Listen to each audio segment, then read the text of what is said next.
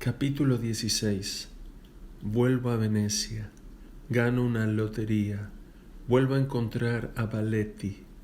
Parto para París. Mi noviciado. Retratos. Singularidades. 1000 cosas. En menos de un año el proceso intentado contra mí en Venecia cayó en el olvido y pude volver impunemente a la ciudad de mis locuras, donde continué en excelentes relaciones con el señor Bragadino y sus 2 inseparables compañeros. A principios del carnaval de 1750 gané a la lotería una terna de 3000 ducados. La fortuna me hizo este regalo en un momento en que no me había sido favorable en el juego. Teniendo intención de hacer un viaje a Francia, entregué 1000 sequíes al señor de Bragadino y tuve la fuerza de pasar todo el carnaval sin jugar un céntimo. A mediados de la Cuaresma, mi amigo Baletti regresó de Mantua a Venecia, contratado para bailar en el Teatro Moisés durante la Feria de Ascensión. Tenía por compañera a Marina, pero no vivían juntos.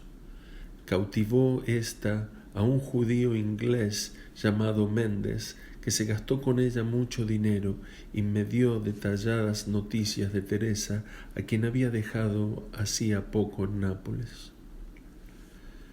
En ocasión en que me disponía a partir para la feria de Regio y de allí a Turín, donde se había dado cita a la flor y nata de Italia con ocasión del casamiento del duque de Saboya con una infanta de España, hija de Felipe V, para ir después a París, donde la señora Delfina estaba encinta y se preparaban grandes fiestas para celebrar el nacimiento del príncipe o princesa. Baletti se dispuso también a hacer el mismo viaje, llamado por sus padres, que eran actores. Él era hijo de la ilustre Silvia. Iba a bailar en el teatro italiano y a representar los primeros papeles de galán joven. Yo no podía escoger una sociedad más agradable ni más a propósito para procurarme en París 1000 ventajas y numerosas relaciones.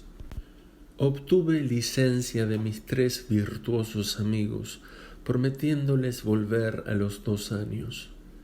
Dejé a mi hermano Francisco en la escuela del pintor de batallas Simonetti, llamado el Parmesano, prometiéndole ocuparme de él cuando estuviera en París, en donde, sobre todo en aquel tiempo, el genio podía estar seguro de hacer fortuna. El lector verá cómo le cumplí mi palabra. Dejé también en Venecia a mi hermano Juan, quien había vuelto después de haber dado la vuelta a Italia con Guarianti. Se disponía a partir para Roma, donde permaneció 14 años en la escuela de Rafael Mengs. Volvió en 1764 a Dresde y murió a mediados de 1795. Baletti marchó delante de mí y yo abandoné a Venecia para ir a reunirme con él en Regio el 1 de junio de 1750. Yo estaba bastante bien equipado, bien provisto de dinero y seguro de que nada me faltaría a poco que observara una buena conducta. Pronto veremos, querido lector, vuestro juicio acerca de esto, o mejor dicho, yo no lo veré porque sé que no me podréis juzgar, sino cuando ya no me sirva vuestro juicio para nada. Al mediodía justo desembarco en el puente del Lago Oscuro. Tomo enseguida una silla de posta para ir a comer a Ferrara, en donde me hospedo en el hotel de San Marcos. Subí, precedido de un criado, cuando de repente un alegre estrépito que se oía en una sala abierta me inspiró el curioso deseo de ver qué era aquello. Asomé la cabeza a la sala y vi a una docena de personas, hombres y mujeres, sentados alrededor de una mesa abundante servida. Esto era muy natural y me disponía a continuar mi camino cuando me vi detenido por un «¡Ah! Aquí está». pronunciado por una bonita voz de mujer, al propio tiempo que esta mujer, levantándose de la mesa, vino hacia mí con los brazos abiertos y abrazándome dijo: «Pronto, poned un cubierto al lado mío y que traigan su equipaje a este cuarto». Y añadió a un joven que se aproximaba: «Ya veis cómo yo hacía bien en asegurarnos que llegaría hoy o mañana». Y después que todos los convidados que para hacerme este honor se habían levantado me hubieron saludado, ella me hizo sentar junto a sí. «Querido primo», me dijo, «debéis tener buen apetito», y diciendo esto me pisaba el pie. «Os presento mi futuro y mis padres políticos. Estos dos señores son amigos de la casa, pero querido primo, ¿cómo es que mi madre no ha venido con vos?». Por fin me llegó el turno de hablar y dije: «Vuestra madre, querida prima, estará aquí dentro de 3 o 4 días lo más tarde». Yo no recordaba de haber visto a aquella singular mujer, pero fijándome más en ella la reconocí. Era Catinella, bailarina muy conocida, pero a la que yo no había hablado nunca. Fácilmente comprendí que me hacía representar un papel en alguna comedia que habría compuesto y para cuyo desenlace debía yo serle necesario. Siempre me ha gustado lo extraordinario y como además de esto mi prima era bonita, me presté muy gustoso a la farsa, no dudando que me esperaría alguna recompensa. Se trataba de representar bien mi papel, sobre todo sin comprometerme. Así es que, con el pretexto de que mi apetito me obligaba a comer, le dejaba a ella el encargo de decírmelo todo a fin de saber a qué atenerme y no cometer ninguna indiscreción. Conociendo ella que esto motivaba mi reserva, me dio una muestra de su ingenio diciendo ya al uno, ya al otro, todo lo que yo necesitaba saber. Así fue como supe que el casamiento no podía hacerse hasta la llegada de su madre, quien debía traerle unos vestidos y diamantes. También supe así que yo era el maestro de capilla que iba a Turín para componer la música de la ópera que debía representarse con ocasión de las fiestas de la boda del duque de Saboya. Este último descubrimiento me agradó sobremanera, porque vi que no encontraría gran dificultad para marchar al día siguiente, y esto me encariñó más con mi papel. Por lo demás, si no hubiera sido por la recompensa que esperaba, yo hubiera podido decir a aquellos señores que mi fingida prima estaba loca, pero aunque Catinella frisaba ya en los 30, era muy bonita y muy celebrada por sus intrigas, y estos motivos eran suficientes para ponerme suave como un guante. La pretendida madre política estaba sentada frente a mí, y para hacerme honor llenó un vaso y me lo presentó.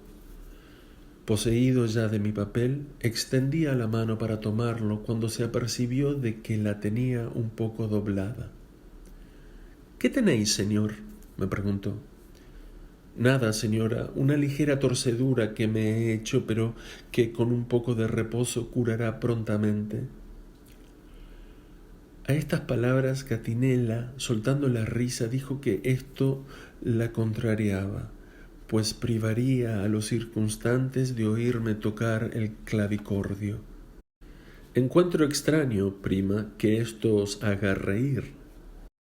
«Me río porque esto me recuerda una torcedura que yo me hice a propósito hace 2 años para excusarme de bailar».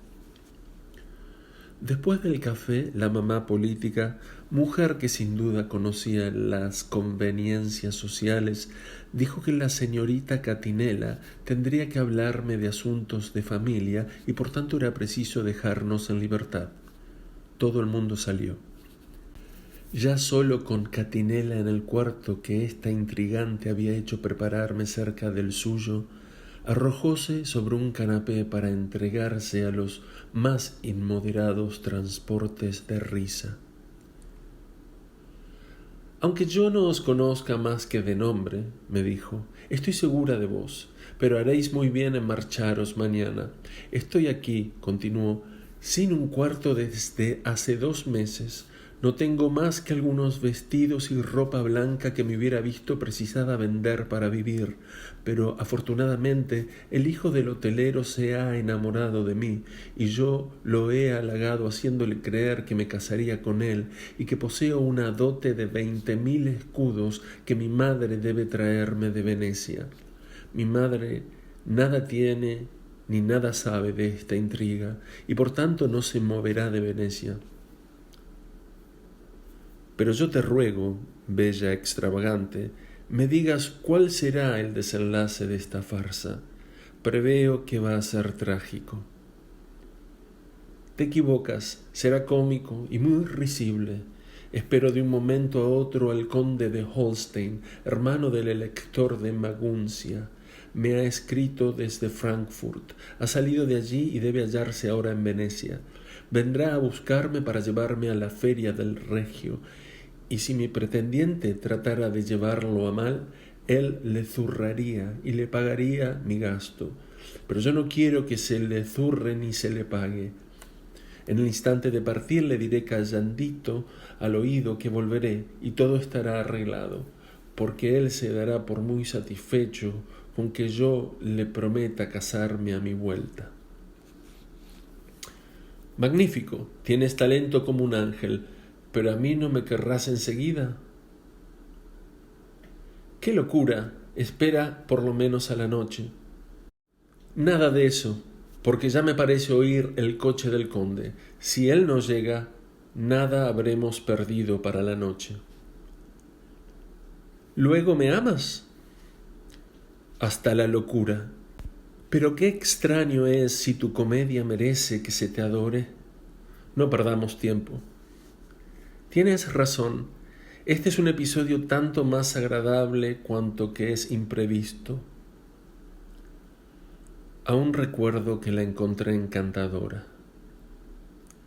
Hacia el anochecer toda la sociedad vino a buscarnos y se habló de salir a tomar aire.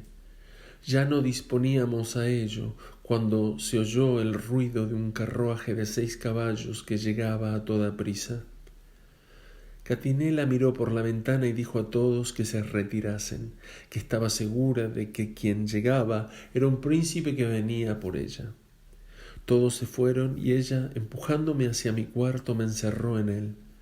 Detúvose efectivamente la berlina delante del hotel y vi salir de ella, sostenido por 4 criados, un caballero 4 veces más grueso que yo.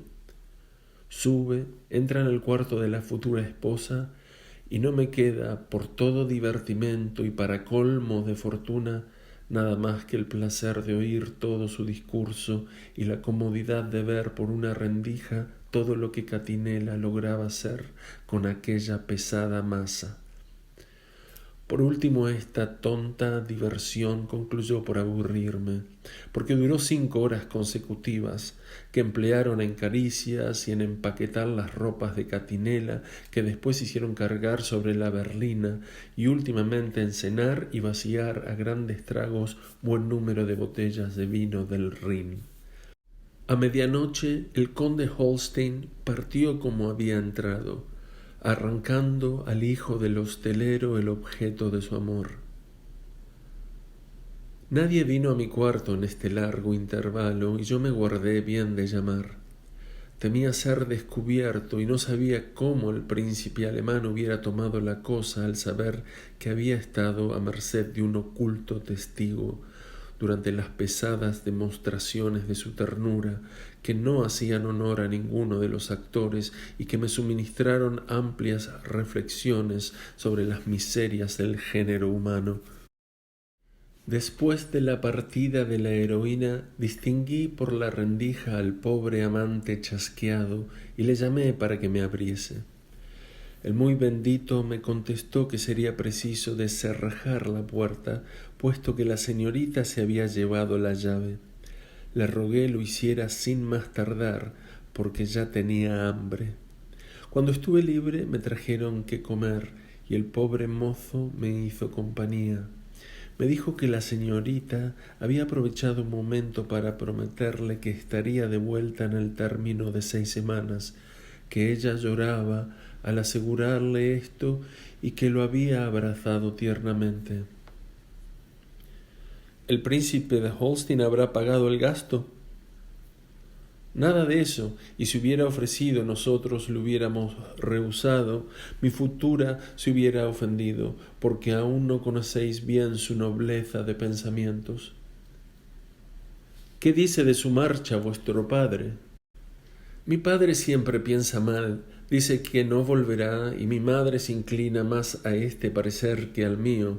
Pero vos, señor, ¿qué decís? Que si ella os lo ha dicho, volverá sin duda alguna.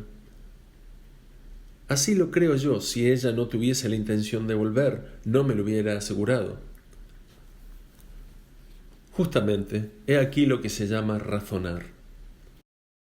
Mi cena se compuso del sobrante de lo que el cocinero del conde había hecho para su amo, y me bebí una botella de excelente vino del Rhin que Catinela había escamoteado para obsequiar a su futuro esposo, y a que éste no encontró mejor empleo que regalarla a su primo, también futuro.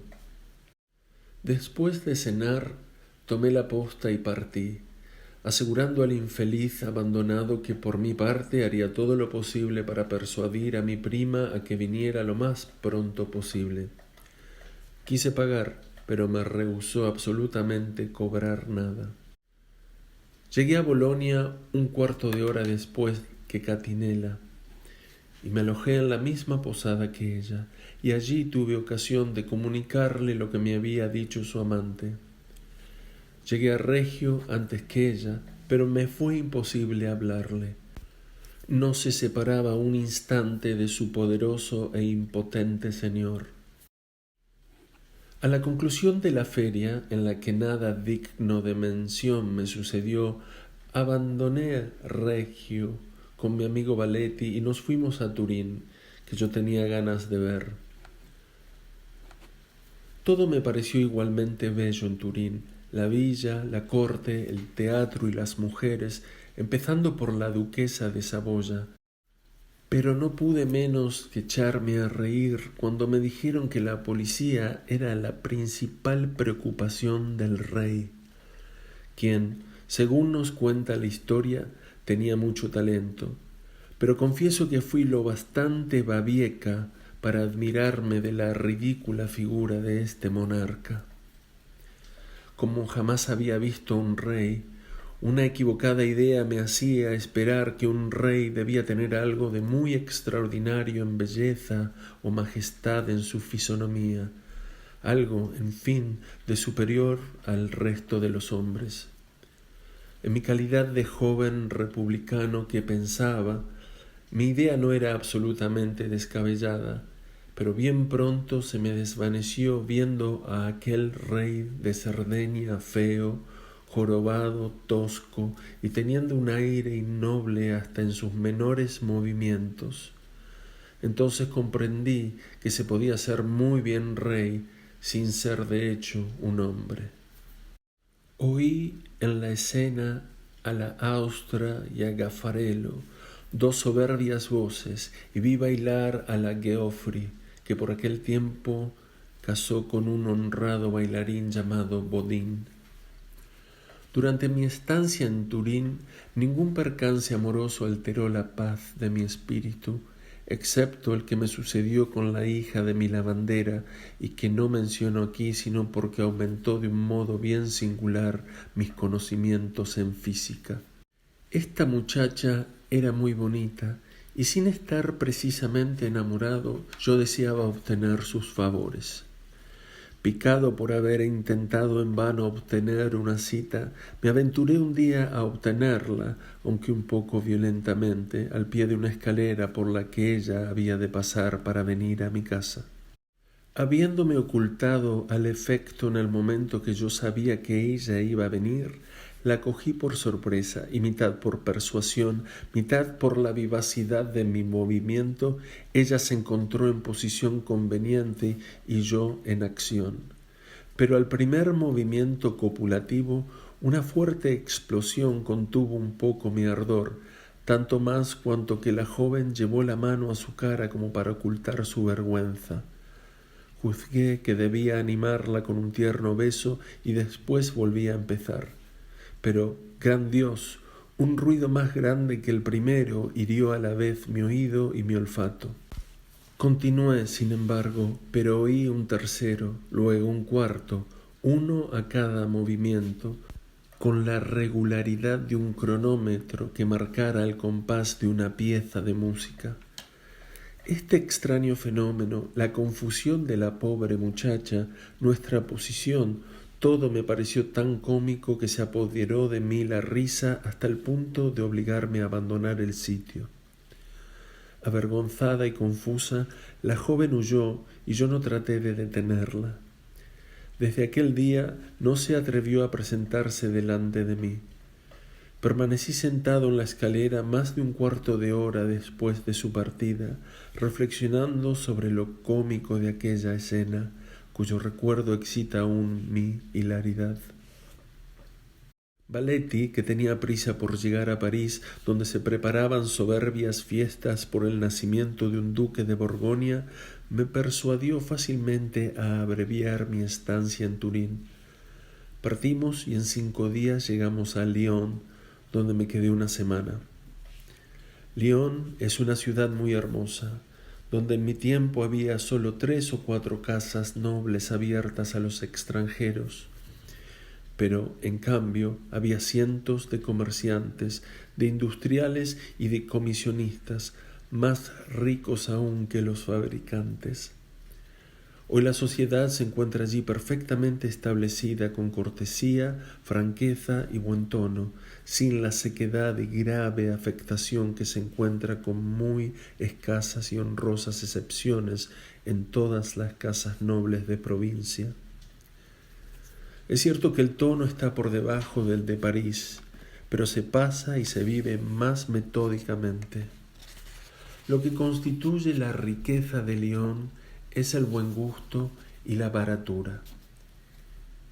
Y es a la moda a la que esta villa debe su prosperidad.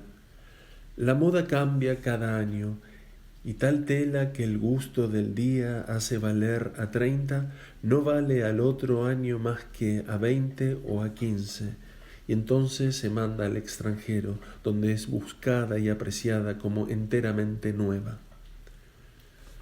En Lyon encontré la más célebre cortesana de Venecia. Era general convenio que no se le encontraba rival. Su nombre era Ancilla. Los que la veían la escoltaban, y era tal su bondad de corazón que no podía negarse a nadie, porque si todos los hombres la amaban uno a uno, ella les correspondía queriéndolos a todos a la vez, y el interés por su parte no era más que un móvil absolutamente secundario. Venecia ha tenido siempre cortesanas célebres más por su belleza que por su talento.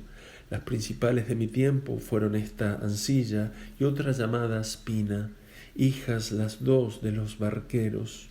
Murieron ambas muy jóvenes por el abuso de una profesión que les parecía un título de nobleza. Ancilla a los 22 años se hizo bailarina y Spina quiso ser cantante. Un célebre bailarín llamado Campioni dio a la bella Ancilla todas las gracias de que sus perfecciones físicas eran susceptibles y se casó con ella. Spina tuvo por profesor un tiple que no logró hacer de ella más que una mediana cantante, y a falta de talento se vio obligada para vivir a sacar partido de sus ventajas personales. Aún tendré ocasión de volver a hablar de Ancilla antes de su muerte. Entonces estaba en Lyon con su marido, volvía de Inglaterra, donde se había hecho aplaudir en el teatro de Haymarket. Solo se había detenido en Lyon por gusto, y en cuanto se hizo ver, tuvo a sus pies toda la brillante juventud de la villa, haciendo para agradarla todo lo que ella quería. Durante el día alegres expediciones, por las noches espléndidas cenas y después la imprescindible gran banca de Faraón.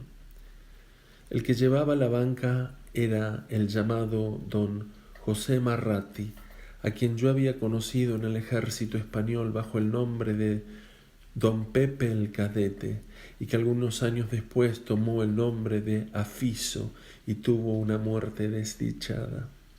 Esta banca ganó en pocos días 300.000 francos.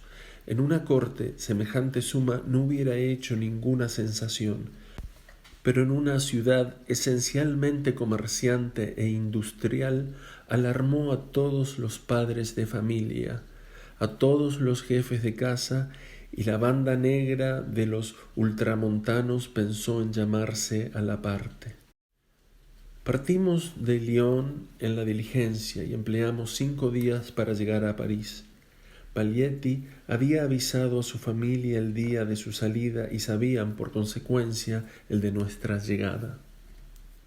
Éramos 8 en la diligencia y estábamos sentados con gran incomodidad, porque era una grande armazón ovalada y nadie ocupaba un rincón, puesto que no los había.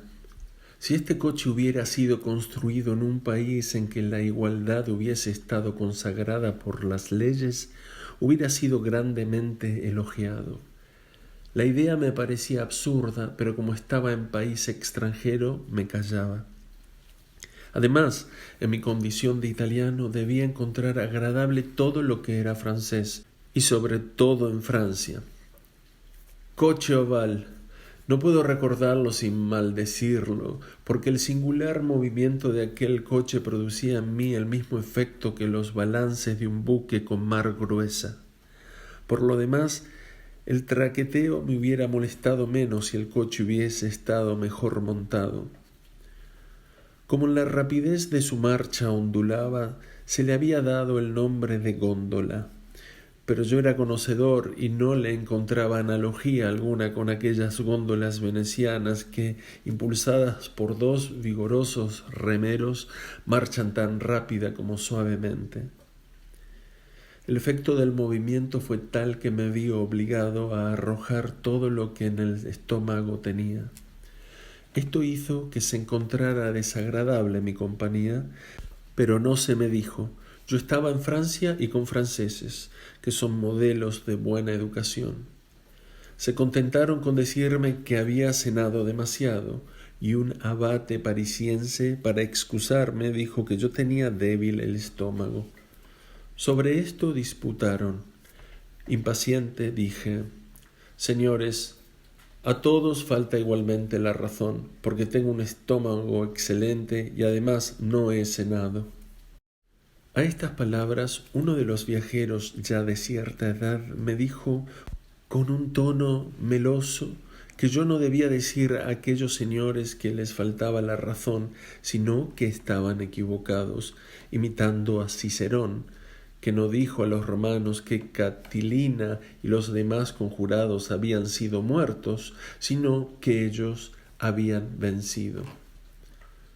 ¿Acaso no es lo mismo?, le pregunté. Perdonadme, caballero, lo uno es de buena educación, lo otro no.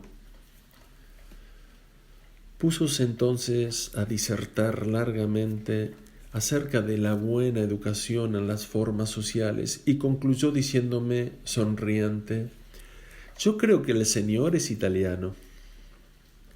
Sí, lo soy efectivamente, pero ¿tendríais la bondad de decirme en qué lo habéis conocido? En la atención con que habéis escuchado mi larga arenga. Lo que más me agradó a mi llegada a París fue el magnífico camino, obra inmortal de Luis XV, la limpieza de las posadas, la prontitud en el servicio, las excelentes camas y el modesto aire de la persona que os sirve la mesa y que generalmente suele ser la hija más cumplida de la casa, y cuyo decente porte y modesto continente, limpieza y maneras inspiran respeto aún al más desvergonzado libertino. Es cierto que a menudo se tenía el disgusto de presenciar los actos de un odioso despotismo, del despotismo real. Posteriormente los franceses han tenido el despotismo del pueblo. ¿Es este menos odioso? Comimos en Fontainebleau, nombre cuyo origen es el de Fontaine Belle Eau, que quiere decir fuente de agua hermosa, y a 2 leguas de París distinguimos una berlina que salía a nuestro encuentro. Cuando estuvo cerca de nosotros, Baletti gritó para que nos detuviéramos. Era su madre, que me recibió como un amigo a quien se espera. Era la célebre cómica Silvia, y luego que fui presentado me dijo: «Espero, caballero, que el amigo de mi hijo tendrá la bondad de cenar con nosotros esta noche». Saludé aceptando, y volviendo a montar en la condenada góndola, continué mi viaje, dejando a Baletti con su madre en la berlina. A mi llegada a París encontré un criado de Silvia con un carruaje que me condujo a mi alojamiento, donde dejé mi equipaje y luego me llevó a la casa de Baletti, que se encontraba a 50 pasos de la mía. Baletti me presentó a su padre, llamado Mario. Mario y Silvia eran los nombres que el señor y la señora Baletti se daban en las comedias que representaban, y los franceses tenían por entonces la costumbre de no designar a los actores sino por los nombres que se daban en escena. Así es que era usual el oír: «Buenos días, señora Arlequín», «Buenos días, señor Pantalón», etc. Para festejar la llegada de su hijo, Silvia dio una espléndida cena en la que reunió a todos los parientes, y esta fue para mí una dichosa ocasión para hacer su conocimiento. El padre de Baletti, convaleciente aún, no asistía, pero estaba su hermana, mayor que él. Se la conocía por su nombre de teatro, que era el de Flaminia, y era también estimada por algunas traducciones en la República de las Letras. Pero no era tanto esto lo que incitaba a conocerla a fondo, como la historia tan difundida en toda Italia de la estancia que en París habían hecho 3 hombres de letras. Estos 3 sabios eran el marqués de Maffei, el abate Conti y Pedro Jacobo Martelli, que se enemistaron, según dicen, a causa de querer ser cada uno de ellos el preferido de esta actriz. En su calidad de sabios no se batieron sino a golpes de pluma. Martelli hizo una sátira contra Maffei en la que le designaba con el anagrama de Femia. El marido de esta mujer, Luis Riccobini, que se hacía llamar Lelio, era un hombre de mérito. Era el mismo que había conducido en 1716 a París la compañía al servicio del duque regente. Había sido muy hermoso y gozaba con justicia de la pública estimación, tanto a causa de su talento como por la pureza de sus costumbres. Durante la cena, mi principal ocupación fue la de estudiar a Silvia, que gozaba de la mayor reputación. Yo la juzgué muy por sobre todo lo que de ella se me había dicho. Tenía aproximadamente 50 años, la cintura y cuerpo elegantes, noble aire, maneras sueltas y desembarazadas, afable, risueña, fina en sus frases, cumplida para con todo el mundo, llena, en fin, de talento y sin el menor asomo de presunción. Silvia fue el ídolo de Francia, y su talento fue el sostén de todas las comedias que los mejores autores, y particularmente Marivaux, escribían para ella. Sin su apoyo, estas comedias no hubieran pasado a la posteridad. Jamás se ha podido hallar actriz capaz de reemplazarla, y para encontrarla será preciso que reúna todas las condiciones que Silvia poseía en el difícil arte del teatro: acción, voz, talento, fisonomía, expresión y un gran conocimiento del corazón humano. Todo esto era en ella natural, y el arte que lo perfeccionaba quedaba siempre oculto, inadvertido. Su conducta fue siempre intachable. Siempre quiso tener amigos, pero nunca amantes, burlándose de un privilegio de que hubiera podido gozar, pero que la hubiera hecho aparecer despreciable a sus propios ojos. Esta conducta le valió el título de respetable a una edad en que a todas las mujeres de su clase hubiera parecido ridículo y aún injurioso, y gran número de damas de la más alta sociedad la honraron más con su amistad que con su protección. Nunca el caprichoso público de París se atrevió a silbarla ni aun en los papeles que no le agradaban, y todo el mundo estaba de acuerdo para decir que esta célebre actriz era una mujer que sobresalía de su clase. La naturaleza defraudó a esta mujer única 10 años de vida, porque adquirió la terrible tisis que el clima de París ocasiona casi siempre a las actrices italianas a la edad de 60 años, 10 después de nuestro conocimiento. 2 años antes de su muerte la vi representar el papel de Mariana en la comedia de Marivaux, y a pesar de su edad la ilusión era perfecta. Murió en mi presencia, teniendo entre sus brazos a quien 5 minutos antes de morir daba sus últimos consejos. Fue enterrada decorosamente en San Salvador, sin que el venerable párroco opusiera la menor resistencia. En la mesa, su hija única, objeto de su ternura y cariño, y que entonces no contaba más que 9 años, estaba sentada junto a ella, absorta por la atención que yo prestaba a su madre. Yo no hice por entonces ninguna observación acerca de ella, dejándolo para más tarde. Después de la cena, que se prolongó hasta bastante tarde, yo me volví a casa de la señora Quinzón, mi patrona, donde me encontraba bastante bien. Al despertarme, esta señora vino a decirme que fuera esperaba un criado que venía a ofrecerme sus servicios. Hícele entrar y vi a un hombre de pequeña estatura, lo que, le dije, me desagradaba. Mi pequeña estatura, príncipe, os garantiza que no me pondré vuestros vestidos para presumir. ¿Cuál es vuestro nombre? El que queráis. ¿Cómo? Yo os pregunto el nombre que tenéis. No uso ninguno.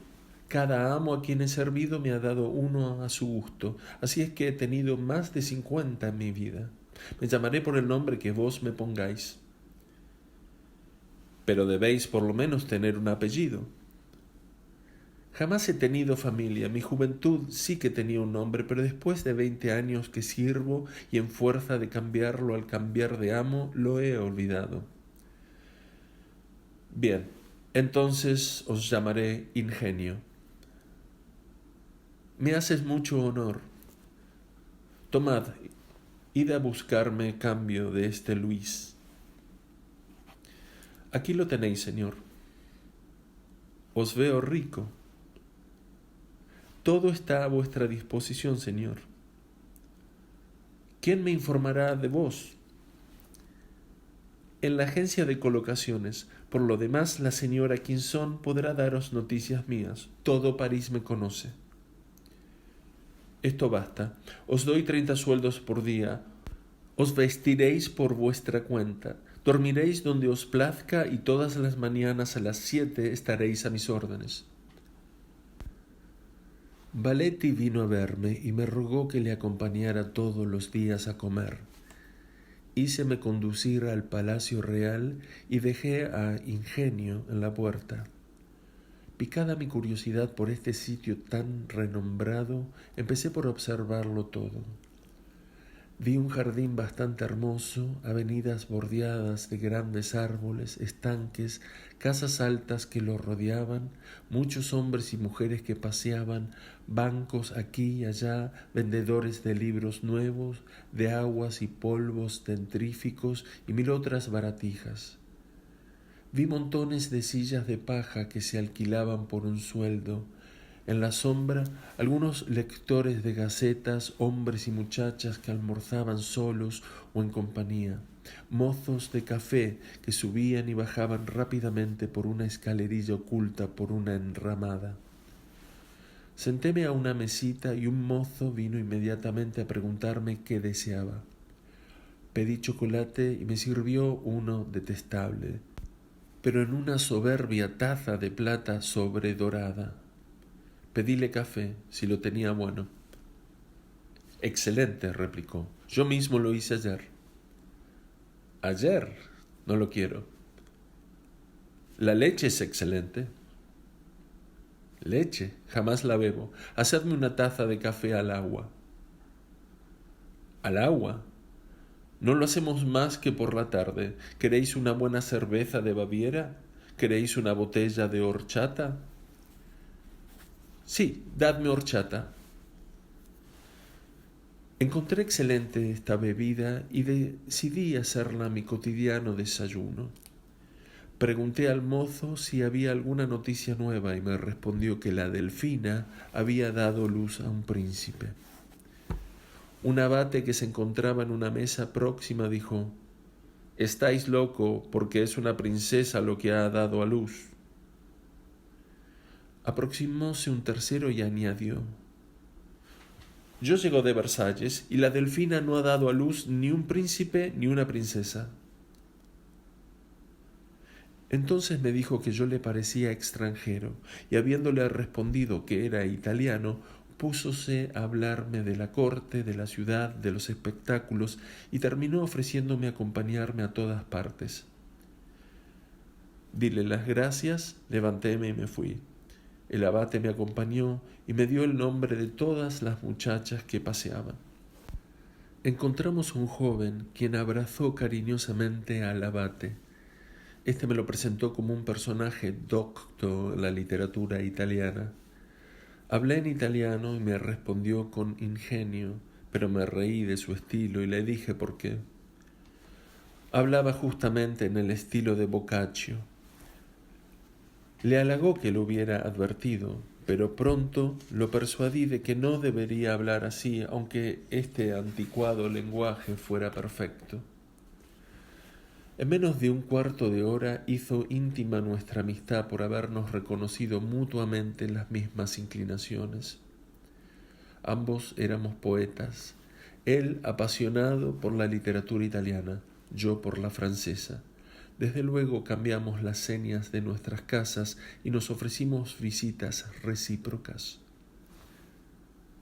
Vi mucha gente reunida en un rincón del jardín. Todos estaban inmóviles con la cabeza levantada. Pregunté a mi amigo qué significaba aquello y a qué obedecía. Prestan toda su atención al meridiano. Cada uno tiene su reloj en la mano para arreglarlo a las 12 en punto. ¿Pero es que no hay más meridiano que este? Sí, los hay, pero este del Palacio Real es el más exacto. A esta contestación no pude menos que soltar la carcajada. ¿Por qué os reís?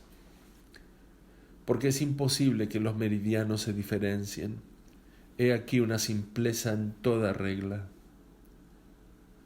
Meditó un instante sobre mi contestación y a su vez púsose a reír, suministrándome amplia materia para criticar a los buenos parisienses.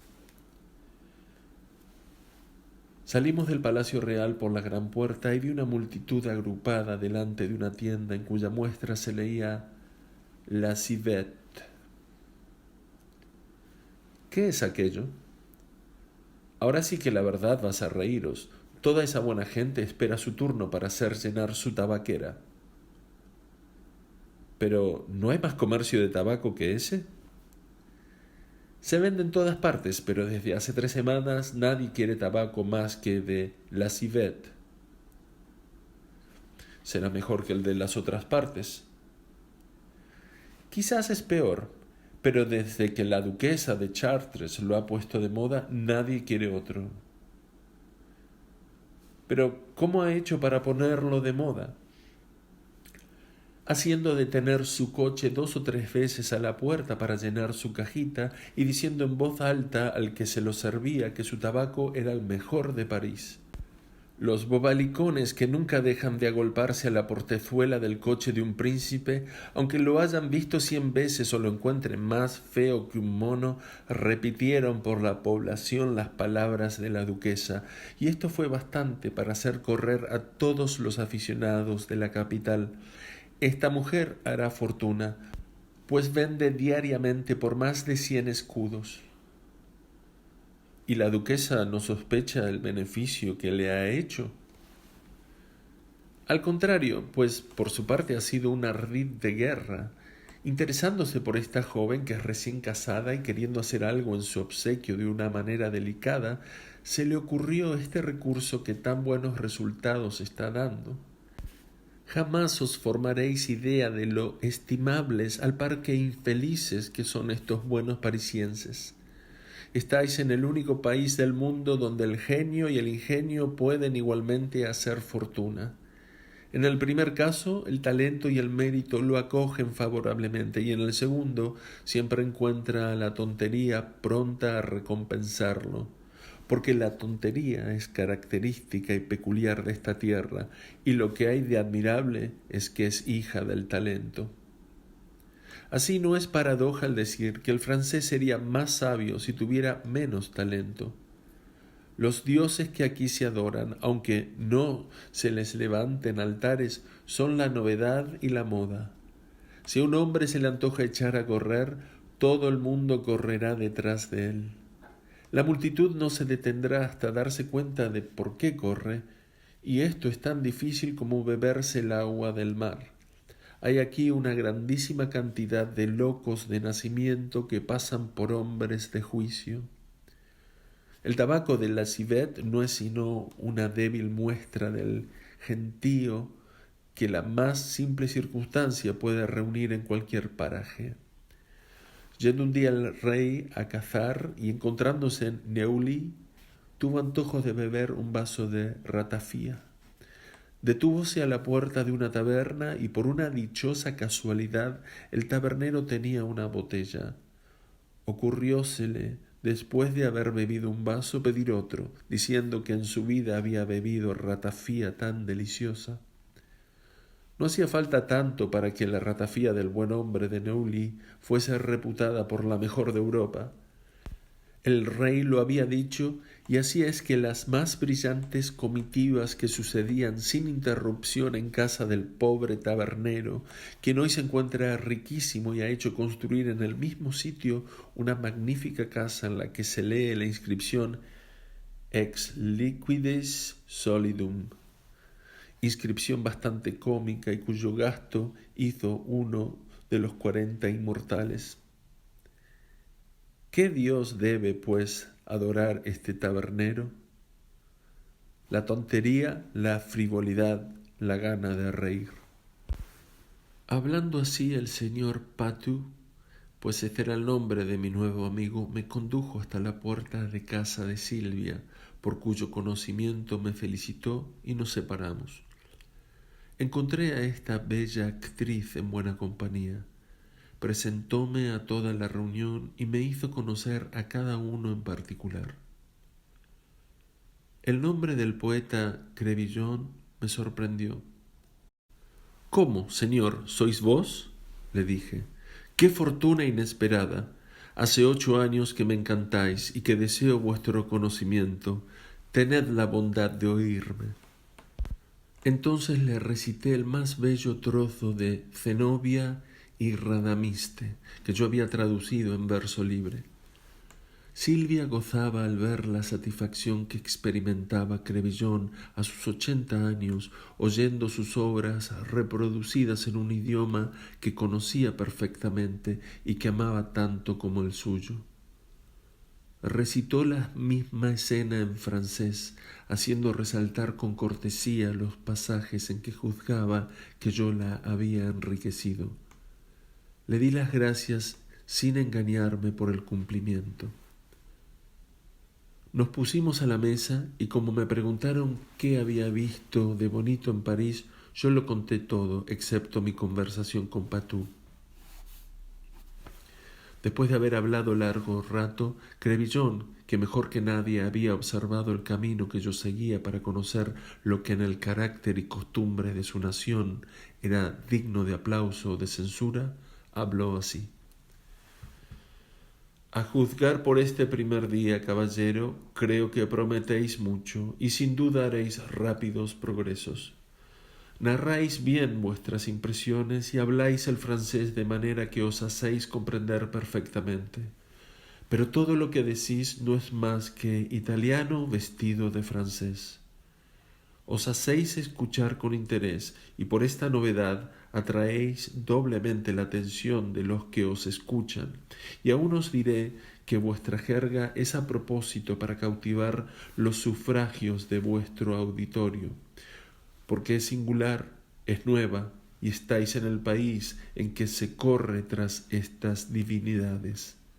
Sin embargo, debéis trabajar desde mañana mismo todo lo posible para perfeccionaros en nuestro idioma, porque de lo contrario, dentro de 2 o 3 meses, las mismas personas que ahora os aplauden empezarán a burlarse de vos. Os creo, señor, y lo temo así, y mi principal objeto al venir a París es el de dedicarme con todas mis fuerzas al estudio del idioma francés. Pero decidme, caballero, ¿cómo he de valerme para encontrar un profesor? Yo soy un discípulo inaguantable, preguntón, curioso, importuno, insaciable, y suponiendo que encontrara maestro que me sufriera, no soy bastante rico para pagarlo. Hace 50 años, señor mío, que busco un discípulo tal como os habéis retratado, y si queréis venir a tomar las lecciones a mi casa, seré yo quien os pague. Vivo en el Marais, en la calle de las 12 puertas. Tengo los mejores autores italianos. Os los haré traducir al francés y no os saciaréis nunca de su lectura. Acepté con alegría, aunque sin hallar el medio de expresarle mi reconocimiento. Su oferta, así como las pocas palabras que le contesté, llevaban el sello de la franqueza y de la sinceridad. Crevillon era un coloso, tenía 6 pies de estatura, 3 pulgadas más que yo. Comía bien, narraba alegremente y sin reír. Era célebre por sus agudas frases. Era, en fin, un excelente convidado. Pero se pasaba la vida encerrado en su casa, salía raramente y no vería a casi nadie. Estaba siempre con la pipa en la boca y rodeado de una veintena de gatos con los que se distraía la mayor parte del día. Era censor real y me decía que esto le divertía. Su ama de gobierno le leía las obras que para su examen le llevaban y suspendía la lectura cuando juzgaba que el pasaje merecía censura. Pero en ocasiones tenían distintos pareceres y entonces sus contestaciones eran verdaderamente risibles. Un día oí a esta ama de gobierno despedir a alguien diciéndole: «Volved la semana que viene. Aún no hemos tenido tiempo de ocuparnos en examinar vuestro manuscrito». Durante un año entero fui a casa de Crevillon 3 veces por semana y con él aprendí todo el francés, pero me ha sido imposible purgar mi estilo de los modismos italianos. En la mesa hablamos mucho de Luis XIV, en cuya corte había figurado Crevillon por espacio de 15 años, y nos contó anécdotas muy curiosas y que nadie conocía.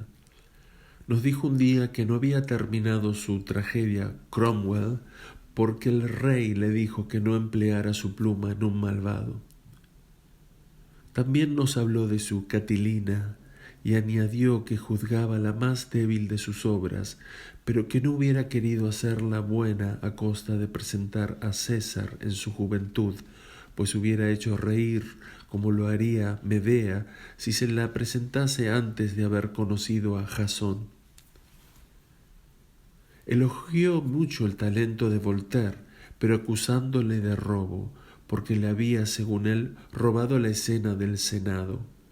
Añadió, haciéndole justicia, que había nacido historiador, tan apto para escribir la historia como para hacer tragedias, pero que la falsificaba llenándola de historietas, cuentos y anécdotas con el exclusivo objeto de hacer interesante su lectura. Según Crevillon, el hombre de la máscara de hierro era un mito, y afirmaba habérselo asegurado el mismo Luis XIV. Aquel día se representaba en el teatro italiano Xenia, obra de la señora de Granfigny, y fuime temprano para tomar buen puesto en el anfiteatro. Las señoras que cubiertas de diamantes entraban en los palcos me interesaban y las observaba cuidadosamente. Yo tenía un bonito traje, pero algunos de sus detalles hacían que todo el mundo me reconociese por extranjero, porque no eran a la moda de París. Mientras yo pensaba en las musarañas y hacía el bobo a mi manera, un hombre ricamente vestido y 3 veces más grueso que yo se me acercó y me preguntó cortésmente si yo era extranjero. Después de mi respuesta afirmativa, me preguntó cómo encontraba París, y yo le respondí haciendo grandes elogios. Pero en el mismo instante una gruesísima señora, cubierta de pedrería, entró en el palco de al lado. Admiróme su enorme volumen y dije neciamente a aquel caballero: «¿Quién es aquella guarra?» «Es la mejor de este guarro».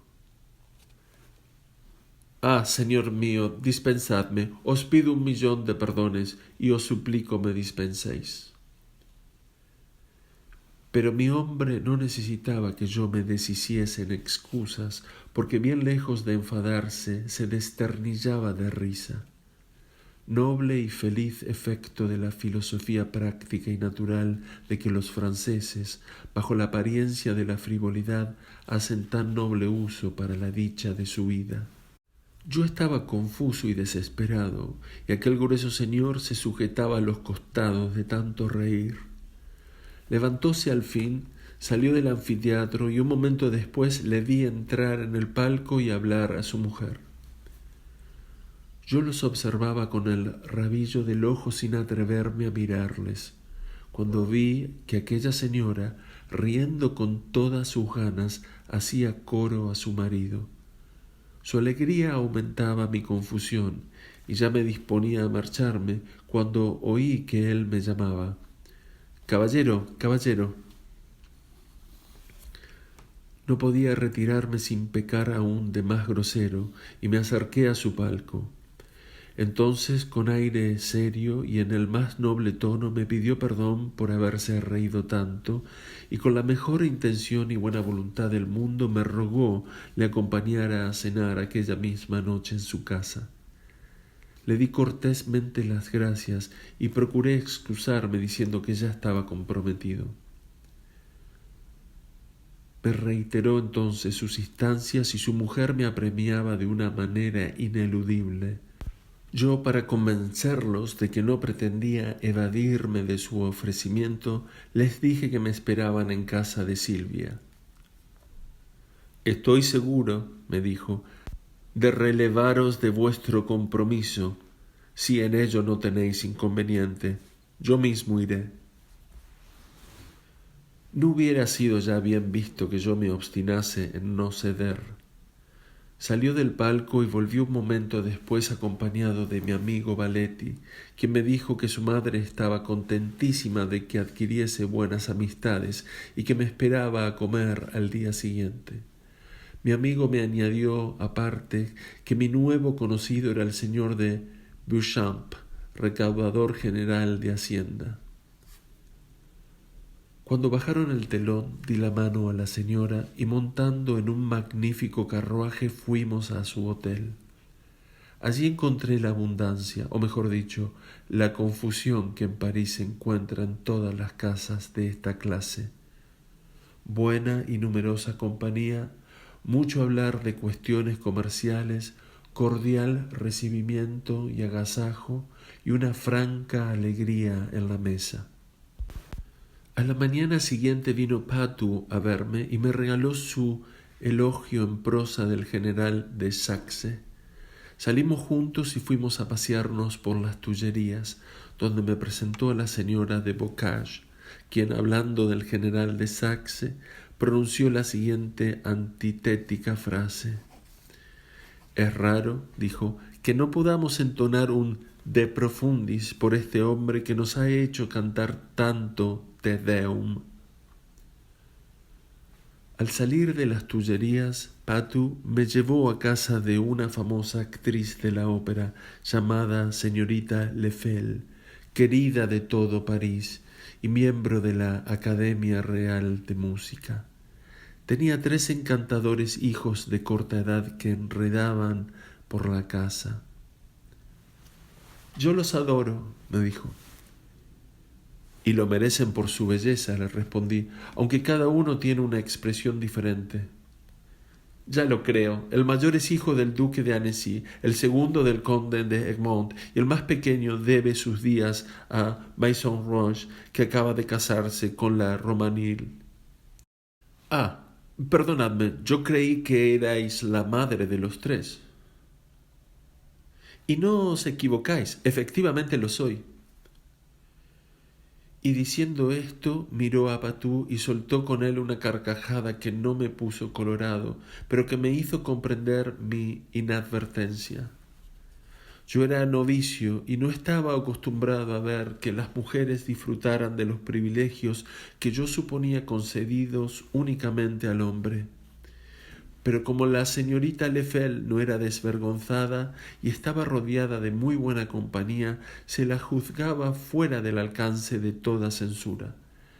Si yo hubiera conocido mejor las costumbres de la época, hubiera sabido que semejantes cosas eran tenidas por naturales y que los grandes señores que así esparcían y propagaban su noble progenitura dejaban sus hijos en poder de las madres a quienes pasaban fuertes pensiones. Por consiguiente, cuanto más acumulaban estas señoras, tanto más en la abundancia vivían.